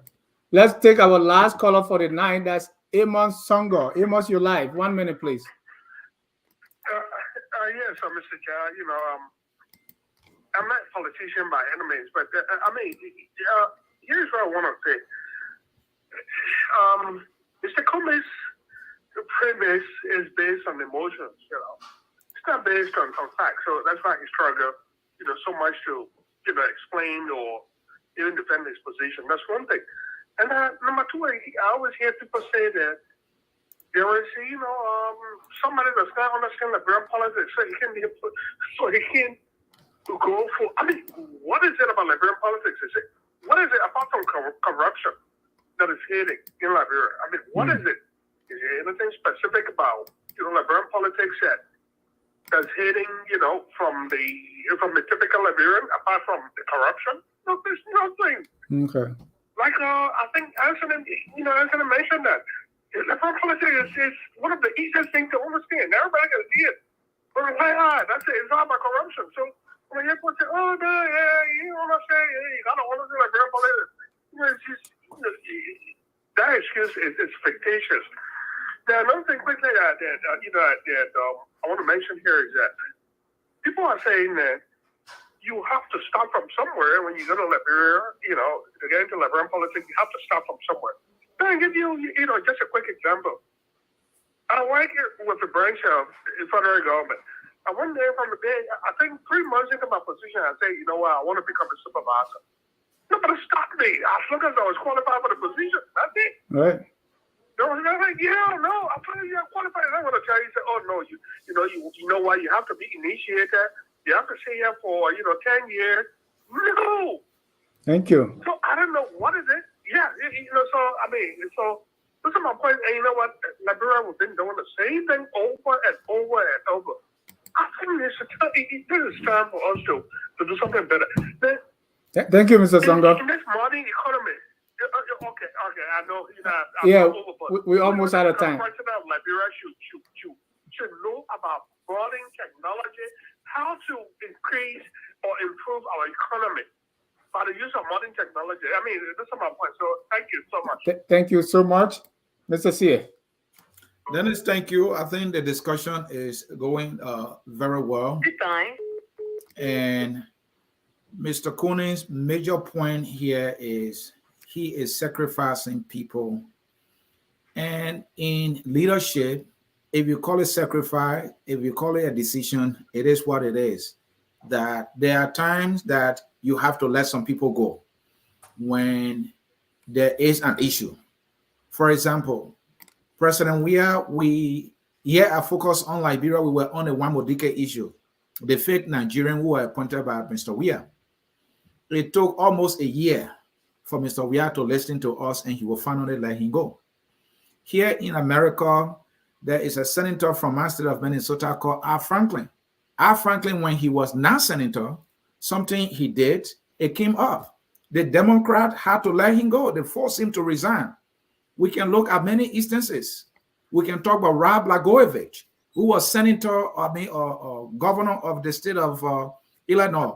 So there are many instances where things happen, then the leader have to make a decision. That was the case with Ava. Now, you can credit Cummings or not credit Cummings. That is up to you. So I think the discussion has went well. Mr. Kunney, the point he's making, he said, well, we're taking a detour. If you are saying Mr. Cummings is a survivalist because he makes decisions when he's threatened, then let's say that with President Weah too. He had to let Wambodike go.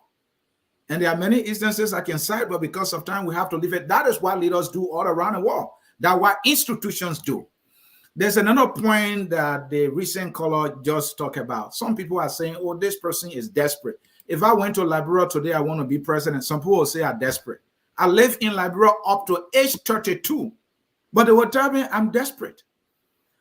If you join a company today, if you are employed, you want to be supervisor, like where I work, people come in the door, they are supervisors, in 2-3 months. That is not desperation. The playing field should be level for everybody to compete. And in leadership, sometimes you have to make decisions that maybe many people don't like. I think that's what Mr. Cummings has done. And I don't see how he is a survivalist and not a leader. He has shown leadership in every respect that he has been. I have disagreed with him fundamentally on all of the decisions that he's made as a leader, but that does not make him a survivalist. He's a leader, except that he has made some bad decisions, just as all leaders make bad decisions, if not most of the time, then some of the time. So I think Mr. Kunney here, what he's doing is raising the finger against Mr. Cummings because he supports President Weah. He has a one-round theory. He thinks Mr. Weah is going to win first hand. There will not be second round. So for his theory to be recognized by his political benefactor, he has to write a piece and so that he can showcase his intellectual skills. And, I get that, and I want to salute him, and I want to recognize that he made a solid point. His points he made, I actually agree with them. Mr. Cummings going into the CPP was a colossal mistake. That was unfortunate. That was a terrible mistake that he made. He should, and that is why he's facing the consequences of that very bad decision. Even when Mr. Cummings was advised, get out of the CPP, he will not get out of that. The caller said, if you are a businessman, you want to do business, will you go to where the Zogos are in the graveyard to start your business there? Maybe you can do that. Maybe you cannot do that. If you do that, it will threaten your business. This is where Mr. Cummings is. He's made very bad decisions. And in part, I agree with Mr. Kunney, but to say that he's a survivalist because of that is just preposterous. Mr. Kunney, you have a very strong point here. But what people are saying, even from your Facebook post, is, Mr. Kunney, you shouldn't be talking this because you support President Weah, and President Weah has not been able to deliver what the Liberian people want. So you making the case undercut your very premise. So what you say to that has you conclude and also talk to our callers. No, I don't really respond to that because it's just an attempt to cancel us. That's cancel culture behavior. Because you support George Weah, so you shouldn't talk anything about Liberian politics. Because you support George Weah, so you should be barred from examining people who put it. That's cancel culture. I don't really respond to that. I support the President of the Republic of Liberia, George Weah. I believe he's leading our country in the right direction despite the many challenges. But I just wanted to clarify a few points. And they will be very, very short. I talk about strategic national planning. You say, oh, business people can make plans. Then, yeah, business people do make strategic plans. But to what end? For their pocket. For their pocket.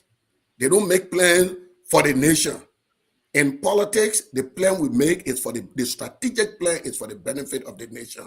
Mr. Cummings has no experience in making strategic national development plan. And there are some people who say, oh, where is there about Liberian politics that people need to know? If Mr. Cummings had taken a time to understand the political environment, he will recognize that there are sharks, there are vampires, there are corrupt elements, there are different characters that he will identify that will enable him to navigate. Look, this yesterday man is a corporate man. At the very minimum level, before they hire you, they do background check. So the question is, what kind of background check Mr. Cummings conducted on his these people that he was making collaboration with? The same thing, doing one thing over and over. What the Cummings do in building the party, he grabbed this affected people from various political parties. He didn't set up a new brand movement. You know, you took the rejected chairman of CDC and making your chairman. You taking all of these people that got different problems, bringing them together. Is doing the same thing. He didn't making chairman COS. No. I don't call him the guy who was the counselor. The guy who was the counselor. You were chairman for CDC, the first chairman of ANC under Cummings. You were the chairman for CDC. So you bring in all of these this affected group, you now bringing something new. You're doing the same thing that people have been doing when they form a political party. They go for all kind of people, put them together, and you say that political party. This is the disappointment of the Liberian people for this new kid on the block who's supposed to be this visionary that's supposed to mobilize the nation to change the direction of the country. And on the Ava thing, I want to be specific. I'm not supporting Ava's book, not supporting Ava. The point I'm making is that Mr. Cummings had advance notice of the book. He read the book in advance. He knew what the book contained. But because it didn't threaten him, he didn't take no action. Taking action in the middle of a public oral is not leadership. It's just that a survival instinct. That's the point I'm making. I'm not supporting Ava's book. So these are the things. So finally, Mr. Kunney, why Mr. Cummings, right? Because there are other political figures, right? Is it because Mr. Cummings poses the most threat to President Weah? Is this why you are picking on him? Some may ask. To be honest with you, we've been on this platform. I thought really he has something in him. I have touted Mr. Cummings here to be the most serious candidate in the collaboration, and people were accusing me of doing CDC propaganda. I thought so before. But after observing him over a period of time, I have now come to the conclusion that this is an empty thing. There is nothing in it. Thank you, Mr. Thank you. There is nothing in it. All right. I mean, the man, just like the other caller said, he has few dollars, and you think he can use cash violence to buy people. Look, Dennis, you in a collaboration with party you're supposed to work together. What sense it make when you start buying the chief of staff of your people that are supposed to be your political friend, you buying up their chief of staff to come work for you? Why you don't take your political investment and go to the main opposition in fighting to take people from there, but you're taking chief of staff from people that are supposed to be your ally? What sense it make? What sense it make? Thank you so much, Mr. Dennis, I think Mr. Kunney is throwing the kitchen sink just at anything right now, hoping that it will stick, right? So you said that Mr. Cummings does not understand the political landscape. And, that statement is empty. And in a sense that, like look at President Weah. He played football here and there. He went to refugee camp. There were t-shirts here and there. Munya. Is that the knowing of the Liberian political landscape that earned him the presidency? Now, if that is it, may I learn here? Mr. Cummings too came because he has money. He too setting up things here and there, making donations here and there. All politicians in Liberia, what they do is they print t-shirts, they give here and there. That's Liberian politics, hoping that the voters will vote for you. All politicians are at the mercy of the voters. It is not about messaging in Liberia. No, it is not about messaging. No politician in Liberia has ever won election because of message. No, I can tell you any day. It is about people feeling that you can be a better representation at a particular point in time based on the political variables. That is a fact. Even in the United States, it is not more about messaging. So it is about the ideology more people subscribe to. And we have 3 minutes to close. Okay, so let me push back. You see, the thing is, George Weah's involvement with the Liberian people did not start from the point he wanted to become president. That's not George Weah's first interaction with the Liberian people. George Weah was with the Liberian people in the darkest hour of the country. He participated in the disarmament process of the country. He participated in different things when he was not even thinking to be president. So when George Weah decided to be president, he became the hope of the grassroots. You're talking about George Weah giving t-shirt. Ask anybody when George Weah was running for president. It is the people that were taking their own t-shirt. George Weah was not giving anybody t-shirt. That is true. But George Weah ran campaign. That were taking their own t-shirt. Mr. Cummings has failed to spark this kind of imagination. He has failed to spark this kind of mobilization. All he wanted to do was to bring a group of corrupt people together, believing in the power of his financial resources to prepare him to the national presidency. And it has backfired in a spectacular way. And he's in that situation where he's in today. And some of politicians, quickly, let me wrap up. Politicians can make decisions to get rid of people. All the examples you cited, those were people that were in controversial situation, criminal situation, the Illinois senator, sexual harassment. Let me ask you people, what kind of criminal situation Solante were in? What kind of criminal situation Simeon Taylor were in? What kind of criminal or controversial situation Tawambe were in? Nothing.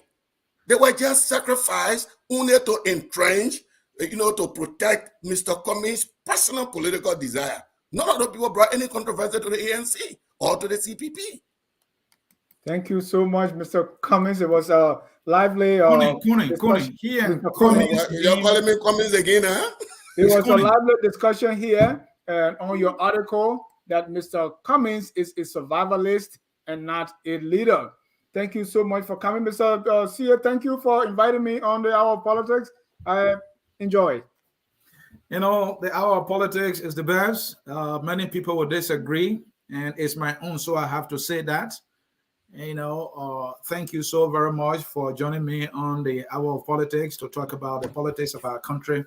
As you know, Dennis, I focus on Liberia. Our goals are so simplistic, is to educate the people, to elevate the discussion, and also to promote all things Liberia. And I think we promoted the political discourse of Liberia today with the chief political analyst of Focus on Liberia, and who is an ardent and fervent supporter of President George. I think he made his case.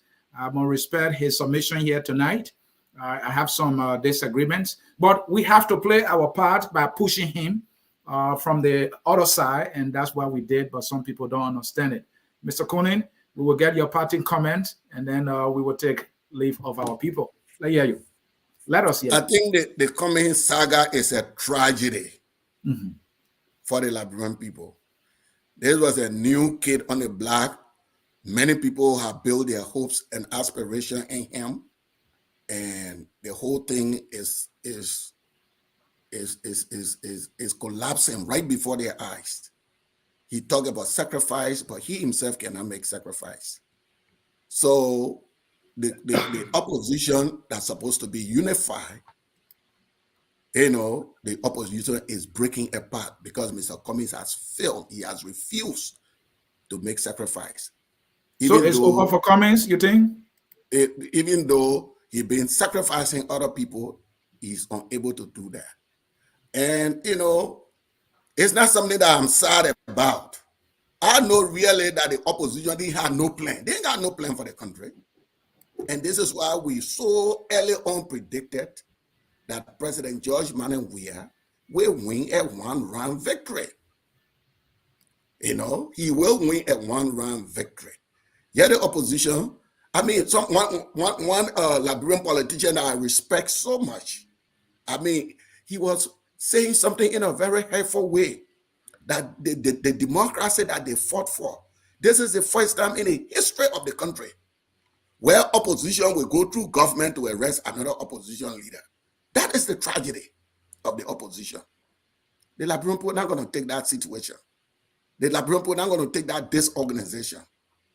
And Cummings' problem is just something, it's just the tip of the iceberg. So the Liberian people are not going to take it. The CDC is on the path to a first round victory. We now go in second round. I know some people can shake their head, shake their toes, and sometimes they don't shake your whole body.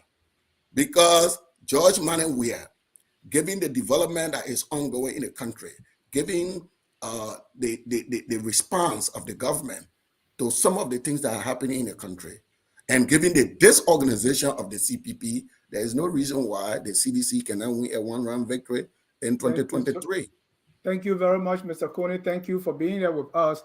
Tomorrow, we're going to have Ambassador Nathaniel Barnes here at 6 p.m. We'll be discussing his book. Host Jackie Sieh will be here so we can go into the book of Mr. Nathaniel Barnes.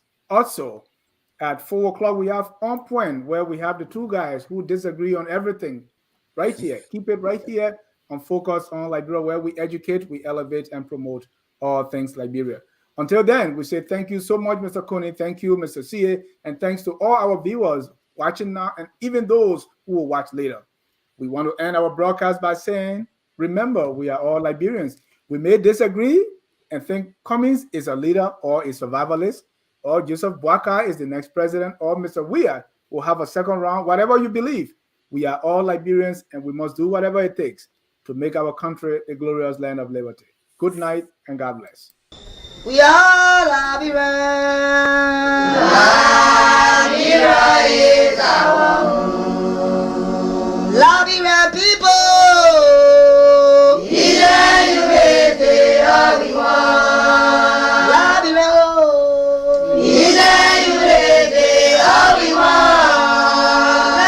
Liberia.